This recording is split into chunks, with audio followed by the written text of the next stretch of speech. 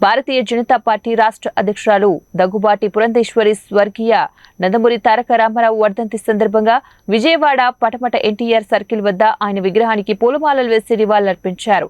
ఈ కార్యక్రమంలో బీజేపీ రాష్ట్ర నాయకులు, జిల్లా నాయకులు పాల్గొని ఘనంగా నివాళులర్పించారు. చలనచిత్ర రంగాన్ని ఏలడం మాత్రమే కాకుండా అనితర సాధ్యమైనటువంటి పాత్రల్లో జీవించాను ఎందుకంటున్నానంటే నేటికి సైతం రాముడన్నా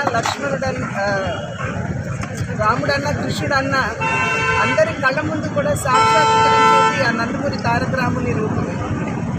అది మాత్రమే కాకుండా చిరంజీవులు లాంటి సినిమాల్లో ఎవరూ కూడా సాహసించినటువంటి పాత్రలు వారు నటించి అని చెప్పి నేను ఇందాక అన్నట్టుగా తెలుగు కళామ తల్లి ముద్దుబిడ్డగా ఆ కళామ తల్లి ఆశీర్వాదాలు అందుకున్నటువంటి వారు. అది మాత్రమే కాకుండా వారు ప్రజా జీవితంలోకి వచ్చిన పిమ్మట సంక్షేమం అన్న పదానికి నిజమైన నిర్వచనం పలికినటువంటి వారు నందమూరి తారక రామారావు గారు. అన్నదో జలదశ్చైవ ఆతురస్య చికిత్సకం త్రైస్తే స్వర్గ మాయాంతి వినా యజ్ఞేన భారత అన్నారు. అంటే ఆకలితో ఉన్న వారికి పట్టెడు అన్నం పెట్టినా, దాహంతో ఉన్న వారి దాహాన్ని తీర్చిన అటువంటి వారికి స్వర్గ ద్వారాలు ఎల్లప్పుడూ తెరిచే ఉంటాయి అని చెప్పి పెద్దలు చెప్పినటువంటి మాట.